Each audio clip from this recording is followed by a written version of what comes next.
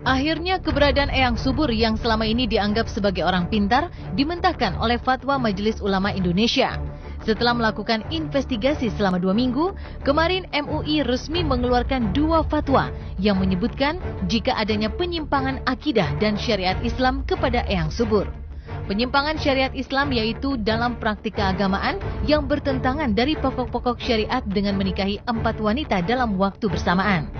Fatwa kedua tentang adanya praktik perdukunan dan peramalan yang merupakan penyimpangan akidah Islam.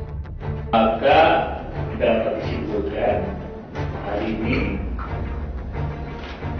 pimpinan harian menyampaikan kesimpulannya terdiri dari 2 hal. Tidak menyampaikan berhari-hari. Kesimpulannya cuma 2 saja.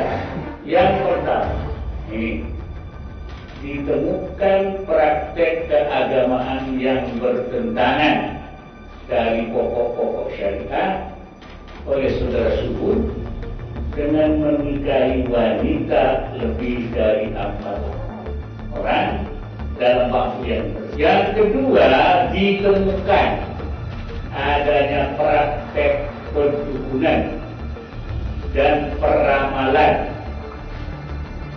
kahana atau iraba oleh saudara Subur yang dibuktikan oleh kesaksian syahadat sejumlah orang yang jumlahnya sangat sulit untuk terjadinya kebohongan.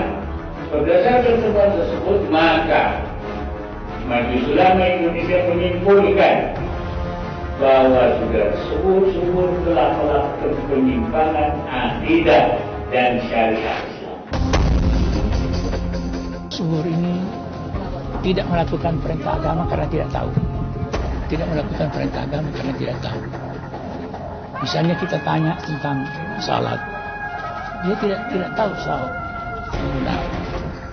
Dengan keluarnya fatwa MUI tersebut membuat adanya titik terang dalam kasus yang semakin berlarut-larut ini.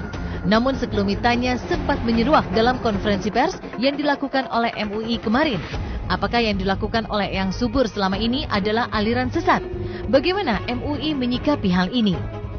Begini, kalau aliran sesat itu sudah ada kriterianya, sudah ada tipnya. Nah, yang Subur ini belum dinyatakan sebagai aliran. Ya. Tapi yang Subur itu baru pada pemahaman dan pengamalan. Fatwa MUI yang menyatakan jika telah terjadi praktek perdukunan dan peramalan yang dilakukan Eyang Subur, kontan membuat kuasa hukum Eyang Subur bergeming. Dengan dalih di bawah sumpah, jika Eyang Subur tidak pernah mengaku kalau dirinya seorang dukun ataupun paranormal, karena status pekerjaan Eyang Subur kini malah menjadi seorang pengusaha, sesuai dengan statusnya yang tertera di kartu keluarga dan beberapa surat akte perusahaan miliknya. Kita tidak mau vonis seseorang itu sesat. Kalau dia masih mengakui bahwa dia masih seorang Islam. Kalau dia tidak mengakui Islam, sudah mengatakan bahwa aturan agama dilarang salat, dilarang puasa, itu dia sesat. Sudah di bawah sumpah dinyatakan dia bukan seorang dukun, bukan paranormal, bukan kiai dan bukan ulama. Dari sini, Eyang Subur adalah sebagai pengusaha. Eyang Subur bekerja sebagai wira swasta. Ya. Oke. Saat kunjungan Eyang Subur ke Mabes Polri beberapa waktu lalu, pria tua yang masih tampil trending ini juga mengaku kalau cap dukun itu diberikan dari masyarakat pasca rumahnya lolos dari amukan si jago merah beberapa waktu lalu. Ya, saya ini benar bukan dukun, bukan paranormal, dan bukan para hadirin. Itu dari dulu itu yang saya ucap sama siapa saja. Ini permasalahannya asal usulnya aja. Iya, selamat. Tahun 91 itu rumah petakaran. Yang rumah sekarang? Iya, rumah tempat sekarang di Tanjung. Tanjung? Rumah komplek. Oke. Duren. Terus dalam hati kecil saya ini berbicara, kamu yakin sama Allah nggak? Yakin. Yakin nabinya nggak? Yakin. Yakin sama malaikatnya? Yakin. Tungguin. Jangan ditinggalkan ini rumah. Itu alhamdulillah jadi selamat satu keluarga. habis itu barulah tamu rumah saya itu dikeramatkan, yang maunya tamu sendiri. Pernah tidak terbakar? Gara-gara rumah agak terbakar. Satu-satunya atau ada tempat lain yang tidak terbakar? Satu-satunya. Itu kalau rasa saya, karena saya itu sakit. Itu sakit.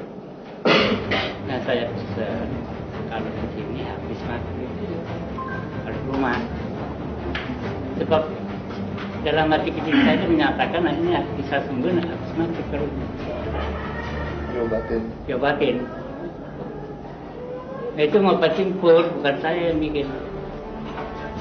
Suparno yang saya suruh mondar-mandir, dia mikir Faktor penyebab MUI mengeluarkan fatwa sejatinya terjadi atas desakan dari Adi Bing Slamet serta Eyang Subur sendiri yang meminta pembuktian soal dirinya apakah telah menyebarkan ajaran sesat seperti yang dituduhkan padanya, di mana kedua belah pihak sama-sama mendatangi MUI. Sayang, di balik langkah MUI ini, Eyang Subur bak buah si malakama, di mana keputusan MUI menilai adanya penyimpangan. Kuasa hukum Eyang Subur pun menganggap jika fatwa MUI ini hanya didasarkan pada sebuah asumsi serta stigma yang telah melekat pada diri Eyang Subur. MUI ini menyatakan praktek perdukunan berdasarkan keterangan atau tanda kutip asumsi. Kenapa nih? Dinyatakan loh. Ditemukan adanya praktek perdukunan dan peramalan oleh saudara Subur yang dibuktikan oleh kesaksian oleh beberapa orang yang menurut MUI itu adalah benar. Ya kan, tidak disaksikan lagi kebohongannya. Artinya apa? Loh, terus pertanyaan saya, saksi dari kita kemana ya? Kok nggak dipertimbangkan gitu? Klien kita sudah bersumpah di depan mereka, di atas nama Tuhan, atas nama Allah, kan ada sama Al-Quran pula. Dan itu pertimbangannya bagaimana gitu? Dan ini juga dibuktikan dari yang pertama pengakuan atau iqrar, kemudian yang kedua juga persaksian dari saksi-saksi yang menguatkan atas pengakuan itu.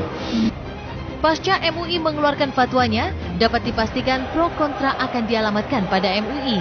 Sebagai lembaga yang independen, dapat dipastikan MUI menolak beragam tekanan dari pihak yang berseteru. Atas dasar fatwa MUI meminta Eyang Subur segera bertobat dan menceraikan beberapa istrinya serta menghentikan segala praktek perdukunannya. Lantas, bagaimanakah bila Eyang Subur masih tetap dengan prinsipnya?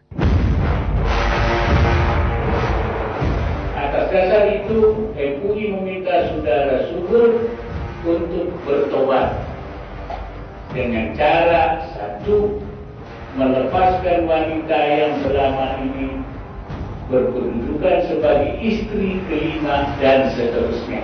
Yang kedua, menghentikan praktek perdukunan dan peramalan. Untuk kepentingan pertobatan saudara Subur, MUI akan memberikan bimbingan keagamaan sepenuhnya. Hanya MUI siap. Eyang Subur harus bertobat. Tobatan yang bagaimana? Pimpinan Majelis Ulama meminta agar supaya beliau bertobat dengan bimbingan Majelis Ulama. Saya menganggap bahwa ini sebuah tindakan saran yang menyesatkan. Saya sebagai pendiri tim pengacara Muslim, saya menganggap bahwa ini pernyataan yang menyesatkan. Kenapa? Kalau seandainya perkawinan yang dilakukan itu di bawah tangan Majelis Ulama, itu adalah merupakan lembaga yang dihadirkan oleh negara, maka apa benar dia menyuruh orang harus melakukan perceraian di bawah tangan, padahal dia tidak dalam kapasitas untuk menyampaikan itu. Karena dia harus katakan bahwa perceraian itu adalah merupakan urusan agama dan diselesaikan di lembaga pengadilan agama. Kalau ternyata Eyang Subur atau Bapak Subur tidak mau bertobat, maka persoalannya tentu akan sampai ke pihak yang berwajib, kedua pihak kepolisian, terserah akan ditindaklanjuti seperti apa. Yang melakukan tindak pidana atau tidak nanti itu dari pihak kepolisian. MUI tidak mempunyai kewenangan eksekusi ya. Walau masih mempertanyakan soal anjuran untuk bertobat, Eyang Subur tetap akan mematuhi soal saran yang menganjurkan jika Eyang Subur harus menceraikan beberapa orang istrinya. Lantas, istri mana sajakah yang akan dipilih Eyang Subur untuk dicerai? Atas dasar itu, MUI meminta saudara Subur untuk bertobat dengan cara satu, melepaskan wanita yang selama ini berkedudukan sebagai istri kelima dan seterusnya.